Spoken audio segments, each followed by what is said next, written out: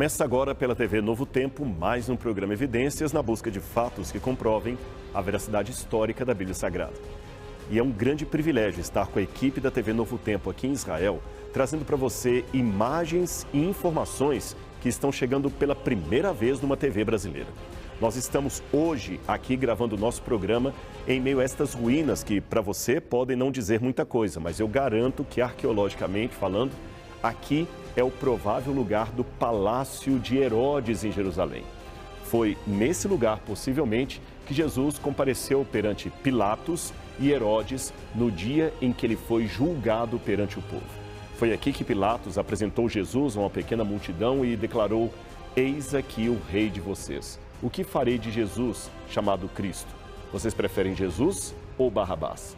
Você ficou curioso para saber mais detalhes sobre essa história e sobre o local onde isto provavelmente aconteceu? Então não sai daí, porque Evidências está só começando.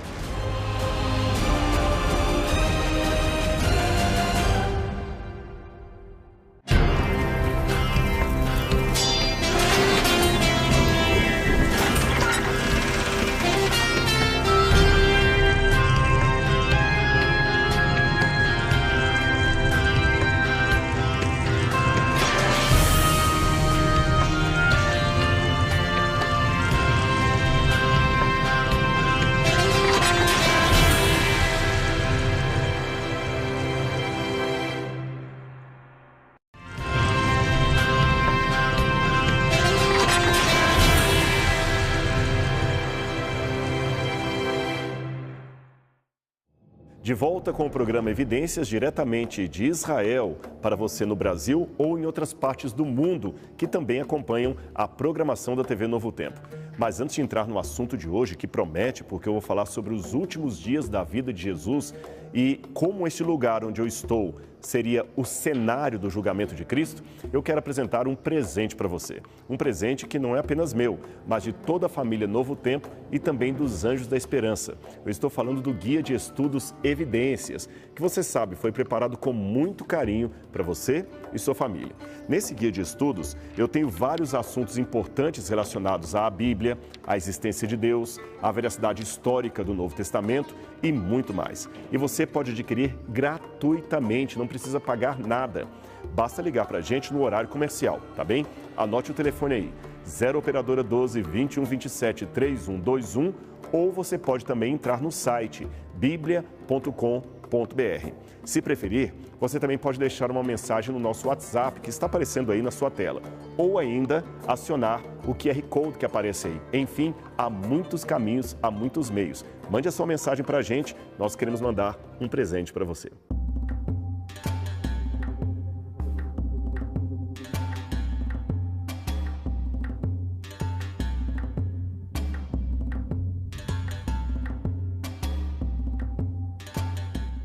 Pois bem, pessoal, aqui nós estamos.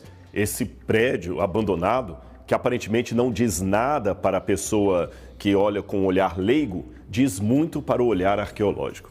Eu posso afirmar para vocês, com mais de 90% de probabilidade, que aqui onde eu estou foi o local onde Cristo foi julgado perante Pilatos e também perante Herodes, de acordo com a narrativa dos evangelhos. Foi aqui que Pilatos falou para a multidão: "Et homo", eis o homem. E eles pediram então a crucifixão de Jesus e a soltura de Barrabás. Nós vamos ler durante o programa de hoje várias passagens da Bíblia que corroboram com a identificação desse lugar como sendo o antigo Palácio de Herodes, o pretório de Herodes aqui em Jerusalém. Eu sei que você talvez está um pouco confuso porque você pensava que Jesus foi julgado num lugar aberto, onde havia um pátio, onde as pessoas podiam ver o julgamento de Jesus. Mas com o olhar arqueológico você vai conseguir entender um pouco como esse prédio era no primeiro século, quando Jesus esteve aqui, tá bom? Vamos ler as passagens da Bíblia, vamos olhar arqueologicamente esse ambiente e vamos reconstruir o cenário original do julgamento de Jesus. Mas para falar um pouquinho sobre esse assunto e entender o local onde nós estamos, eu vou convidar aqui o meu amigo, o professor Ariel, amigo de longa data. O professor Ariel é graduado em História pela Universidade Hebraica de Jerusalém e ele também é o diretor do Moriah International Center, que reúne vários acadêmicos da área de arqueologia, dando cursos e tudo mais. Ariel, muito obrigado por estar conosco aqui no Evidências. Deixe-me apenas explicar um pouquinho para o pessoal em casa algo relacionado à estratigrafia. Em outros programas Evidências eu já falei um pouco a respeito disso, mas acho que vale a pena repetir. A lei da estratigrafia diz que, às vezes, você tem uma cidade, uma casa, uma fortaleza, enfim, uma construção antiga. Aí você tem várias ações temporais que ocorrem naquele edifício. Por exemplo, apropriação do tempo, guerra, terremoto, abandono, destruição, reformas, modificações, de modo que aquele assentamento vai sendo modificado ou até abandonado. Os que chegam posteriormente não chegavam com um trator simplesmente para limpar tudo e começar do zero, embora eventualmente nós possamos identificar a limpeza de um terreno na arqueologia, o mais comum seria construir por cima. Quando você constrói por cima, evidentemente que os destroços do assentamento anterior formam uma base que eleva o piso. Então você constrói aqui em cima. Repete-se o processo. A destruição, abandono, guerra, terremoto, tudo mais que você pode imaginar, a apropriação do tempo. Você repete o mesmo evento. Chegam outros povos e constroem por cima. Com o passar dos anos ou dos séculos, você vai tendo um acúmulo de antiguidades, que ficam quase como um bolo de aniversário cheio de camadas. O que está mais embaixo é mais antigo. O que está mais no topo é mais recente, é mais novo. E assim nós temos também com a arqueologia. O que está lá embaixo pertence à época de Herodes. O que está aqui em cima é de um período mais recente. E, Ariel, eu estou notando aqui, pelo menos quando eu chego nesse ambiente, eu vejo claramente que esse teto aqui é do período otomano. Isso mesmo. Tá certo? Mais recente. Isso. Mas eu identifico lá no fundo pedras da época de Herodes. Então, eu estou falando do final do primeiro século antes da Era Comum e primeiro século da nossa era. Isso. Correto? Então, vamos começar do topo para baixo, do mais recente. O que era o período otomano, para o pessoal poder entender em casa? Então, Rodrigo, estamos em um lugar chamado Kishli. Esse é o nome e vou explicar de onde vem esse nome. Mas aqui é um verdadeiro túnel do tempo que poucas pessoas conhecem. Geralmente não está aberto ao público. E já que você falou falamos desse túnel do tempo, vamos começar do presente ou da era moderna até a camada mais baixa, mais antiga. Então, aqui isso era uma prisão da época britânica. Os britânicos controlaram a terra de Israel entre os anos 1917 e 1948. Mas, previamente, os britânicos, por que criaram uma prisão aqui? Porque isso já era uma prisão turca e, previamente, tinha sido um quartel militar turco, otomano. O Império Otomano controlou esse lugar, ou seja, a terra de Israel, entre os anos 1517 e 1917. Então, vemos aqui o que seria, hoje em dia, uma prisão. Inclusive, dá para ver, até hoje em dia, dá para ver azulejos, dá para ver, inclusive, o que os prisioneiros escreveram nas paredes. É uma coisa fascinante. E como foi descoberto esse lugar? Por acaso, queriam fazer uma reforma, uma obra, e descobriram esse lugar. Ok, então aqui foi uma prisão, pelo que nós entendemos. Aliás, é possível ver talvez algum grafite dos prisioneiros aqui? Você vê esse mapa aí? Podemos ver esse mapa aí. Olha que interessante, é verdade. Ali é um mapa que vocês podem ver em casa. Mas um mapa interessante. Veja que inclui Israel e Jordânia, porque esse era um mapa de um grupo clandestino judeu prévio à criação do Estado de Israel chamado Etzel. E a bandeira deles, eles acreditavam, né? Aí vemos a bandeira dele nas duas partes, nas duas faixas do Jordão, tanto o lado israelense como o lado jordaniano. Os motivos e as raízes disso é para outro episódio, talvez. Mas vemos aqui como os prisioneiros escreviam grafites, desenhavam coisas e escreviam também, né? Pensavam que iam morrer. Ou seja, pelo que eu estou entendendo, então, nós estávamos falando aqui do período britânico e do período dos otomanos. Isso. O Império Turco-Otomano, que é a mesma coisa, ele governou não apenas Israel, mas também o que hoje é o Líbano, o Egito, vários desses países do Oriente Médio estiveram sob a tutela desse poderoso império. Então, para que você em casa entenda tudo que o professor Ariel falou aqui, perceba que nós temos o piso dessa prisão mais ou menos na altura aqui do nosso peito.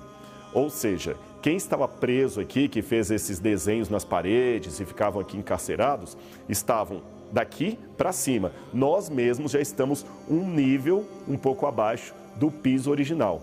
Agora, já que estamos falando de túnel do tempo, vamos descer então para um período anterior. Eu sei que aqui também tem algo da época dos cruzados, isso correto? Mesmo, isso. Idade Média. Vamos ver. Então vamos descer, vem com a gente.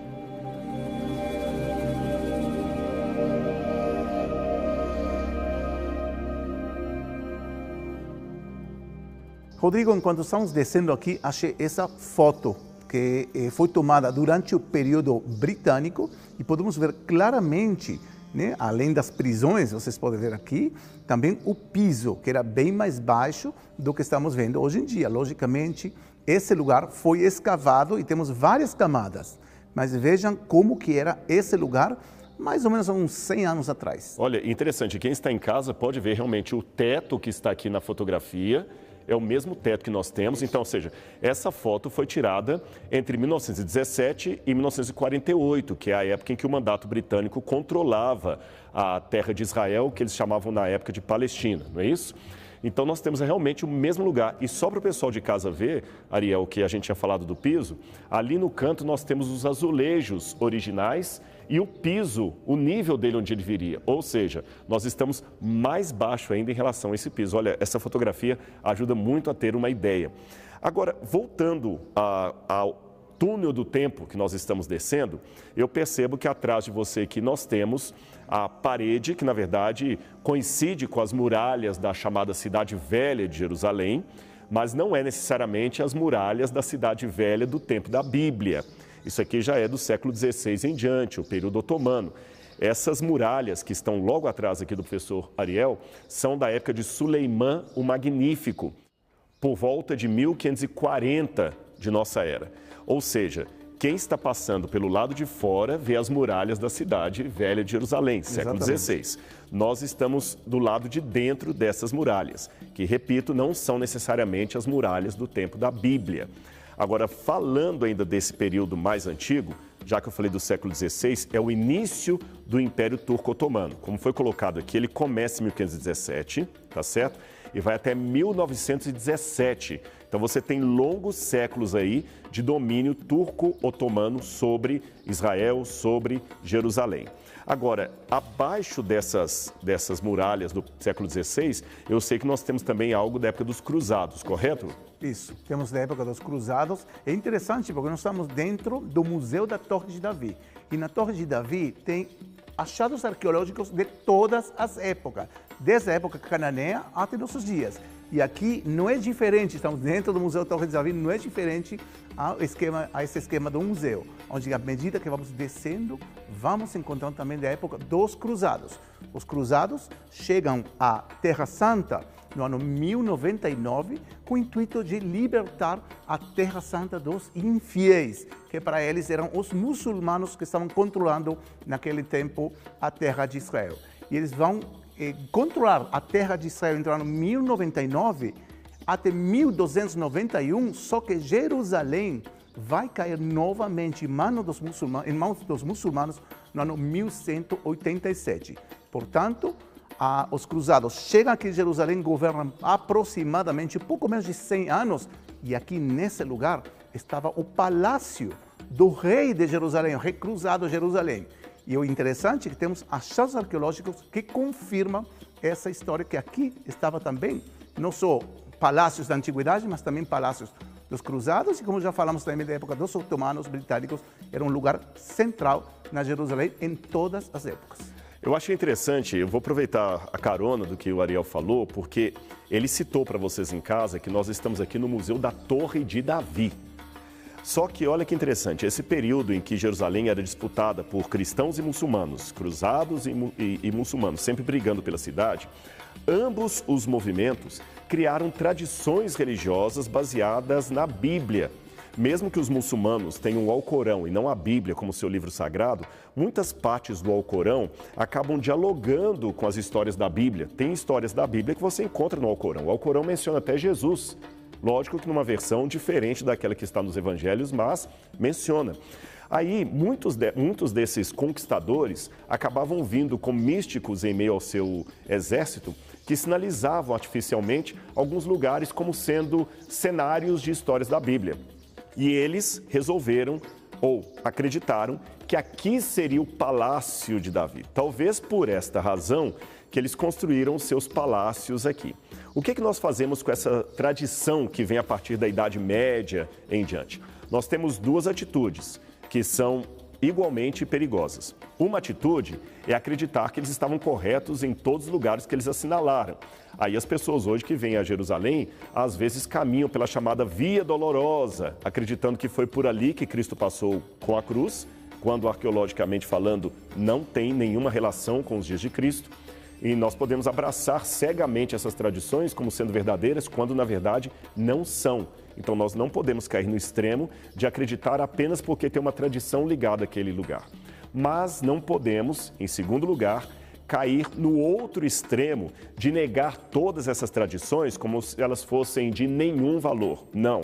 Lembremos que quem estava aqui em Jerusalém a partir do período bizantino, quarto século em diante, quinto século, alto da Idade Média, século X, século XI, esses períodos que o Ariel mencionou, eles tinham acesso a documentos, informações, tradições que o historiador e arqueólogo moderno simplesmente desconhece porque se perderam no tempo.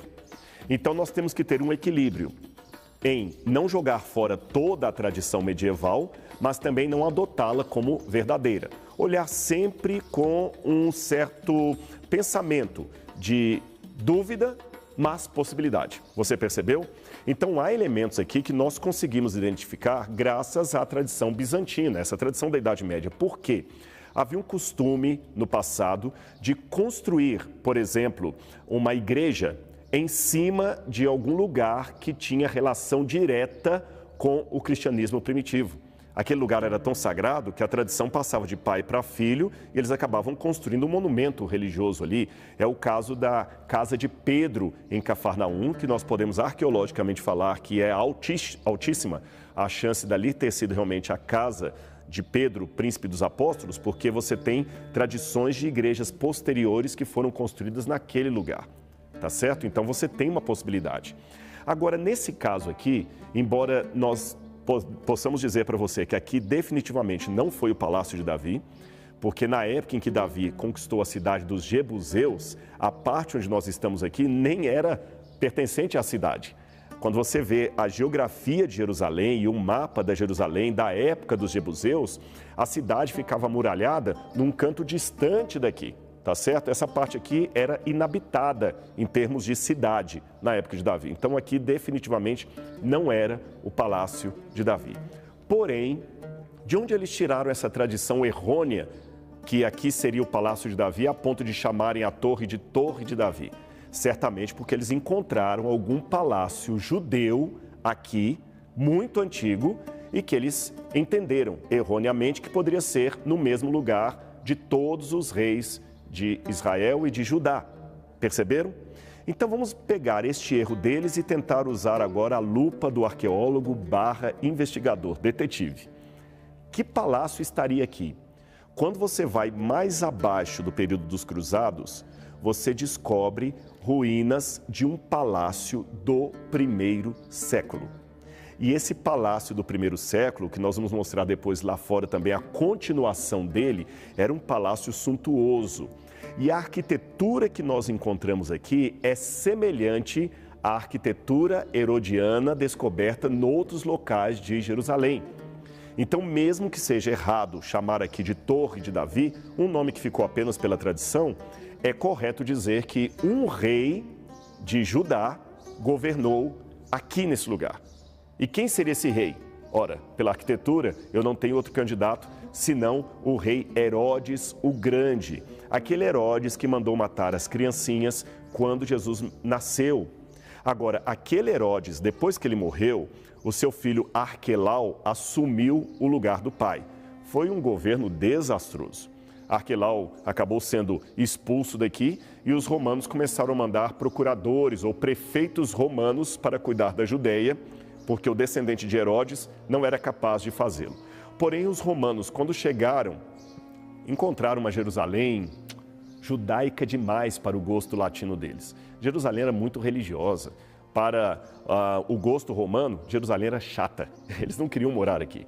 Então, eles preferiram morar em Cesareia Marítima, Uma fortaleza que Herodes havia construído ali no litoral do Mediterrâneo e que tinha um porto que rivalizava com o porto da Via Ápia de Roma. Aquela sim era uma cidade com arquitetura romana, com banhos e outras coisas mais. Mesmo que o palácio de Herodes fosse muito luxuoso, eles não queriam morar na cidade de Jerusalém. Então, de lá, de Cesareia Marítima, o representante de Roma governava a região e só vinha para Jerusalém na época das festas religiosas. Aí você tem os descendentes de Herodes distribuindo-se pelo mapa do Israel antigo. Um governando a parte da Galileia, o outro governando a parte da Pérea, da Idumeia, você percebeu? E aqui, Jerusalém ficava, por incrível que pareça, sem um representante direto. Ficava quase que como uma cidade, uma zona neutra. Aí nós já estamos construindo o cenário. Um belo dia, ou melhor, numa festa de Páscoa, Jesus de Nazaré vem com seus discípulos para cá. São os últimos dias do ministério de Jesus. Quando Jesus entra em Jerusalém, montado num jumentinho, aclamado como rei, isto atiça a fúria dos oponentes de Jesus. Eles então conclamam uma pequena multidão para que se inflame e peçam a Pilatos, o representante de Roma, a morte de Jesus. Ora, Pilatos havia também se dirigido para Jerusalém por causa da festa religiosa da Páscoa. Você sabe, políticos sempre querem ficar onde há um aglomerado de pessoas para também ter o rosto deles aparecendo ali no cenário. Mas não somente Pilatos veio, como também Herodes Antipas, descendente de Herodes o Grande, que também não morava aqui em Jerusalém. Os dois vieram. E o lugar mais provável para hospedar esses dois governantes, Herodes e Pilatos, seria o palácio, o grande palácio do antigo rei Herodes. Perceberam? Esse palácio era grande o bastante para abrigar as duas comitivas dos dois governantes que, de acordo com o Evangelho, estavam brigados um com o outro, sem se falar. E aqui eles se reconciliaram. Mas isto já é uma outra parte do cenário. O que interessa é que, arqueologicamente falando, se esse é o palácio de Herodes o Grande, que serviu de abrigo posteriormente para os governadores virem a Jerusalém, tudo indica que foi a esse lugar que Jesus foi trazido para ser julgado e apresentado ao povo. Seria isso, professor Ariel? Isso mesmo, Rodrigo. E aproveitando que você falou dos bizantinos, né, que sempre a gente tem essa costume, os bizantinos criaram tradições aqui, inventaram coisas aqui, mas temos que levar em conta, os bizantinos estão falando do século IV a século VII na terra de Israel, depois o Império Bizantino continua em outras regiões. Mas aqui eles criam diferentes igrejas e lugares, e quando eles chegam aqui, realmente acham um palácio gigantesco, um luxo. E quem poderia estar aqui, senão o rei Davi? Daí que nasce também essa tradição, até hoje em dia se chama Torre de Davi. E outra coisa mais, o Monte Sião bíblico, onde que está o Monte Sião bíblico da Bíblia hebraica? Está no Monte Moriá, no Monte no Templo. Mas onde está o Monte Sião da época do Segundo Templo? Joséfo menciona o Monte Sião na colina ocidental. Nós estamos agora no Monte Sião, ou seja, na mesma cordilheira. Então, os bizantinos veem, peraí, esse é Monte Sião? Então, aqui, o Palácio do Rei Davi. Se o Monte Sião está lá, o Palácio do Rei Davi é aqui. Então, não podemos culpar os bizantinos. Eles não tinham estratigrafia, não tinham carbono 14, não tinha laboratório, não tinha comparação de documentos, epigrafia. Eles viram o que eles viam e, assim, e isso nos ajuda muito também para entender o passado e o presente. Exatamente. Os bizantinos também nos oferecem, então, informações que ajudam na identificação e mapeamento de alguns sítios bíblicos. Como você vê, o estudo da Bíblia é um estudo muito detalhado, que envolve pesquisa arqueológica, pesquisa laboratorial, historiográfica, de documentos antigos, de traduções orais, ou seja, é um mosaico de conhecimentos para formar hipóteses de trabalho razoáveis que nos permitem reconstruir com altíssimo grau de probabilidade os cenários, as datas e a verificação histórica daquilo que a Bíblia apresenta. Agora, eu sei que você em casa está ansioso. Falamos tanto dos cruzados, dos bizantinos, dos otomanos e o Palácio de Herodes. Vamos começar a vê-lo hoje então, tá bem? Professor, vamos ver o Palácio de Herodes? Vamos descer no túnel do tempo. Vamos lá.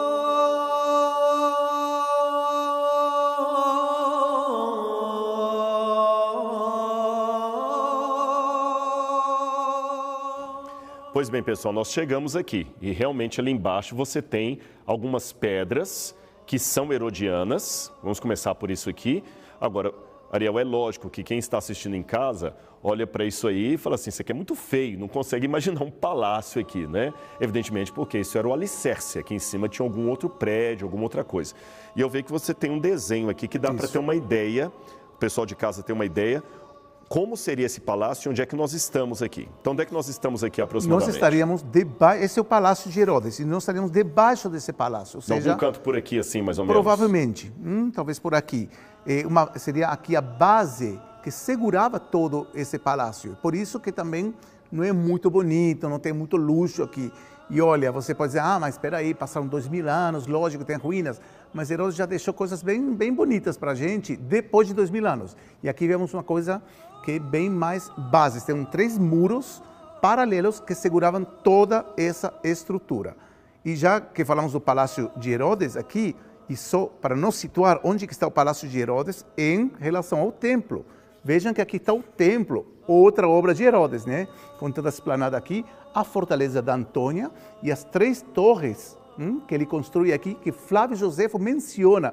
Essas 3 torres, uma delas sobreviveu até os dias de hoje.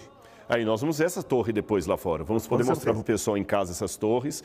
Aliás, é interessante que aqui em Jerusalém tem uma maquete da cidade antiga de Jerusalém que está no Museu de Israel. E nessa maquete tem um palácio de Herodes situado mais ou menos aqui, porque no passado os arqueólogos pensavam que aqui seria o Palácio de Herodes. Agora as novas evidências estão mostrando que o palácio estava nesse canto. Flávio Josefo também disse que havia uma reclamação dos religiosos porque o palácio dele era pagão demais para estar tão próximo do templo. E nós estamos aqui.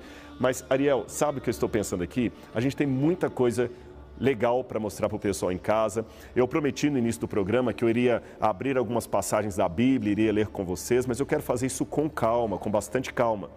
E o nosso tempo já está ficando por aqui. Ariel, você topa na semana que vem a gente continuar com evidências aqui? Será um grande prazer, tem muito para falar de arqueologia, de Herodes, da Bíblia e de temas muito interessantes. Então, que ótimo. Então, semana que vem, aqui na TV Novo Tempo, nós vamos continuar aqui das ruínas do antigo Palácio de Herodes, contando a história dos últimos dias do ministério de Cristo aqui na Terra, tá bem? Vou abrir a Bíblia, vou compartilhar com você muito conhecimento. Então, não perca o nosso próximo encontro aqui na TV Novo Tempo. Um grande abraço e até lá.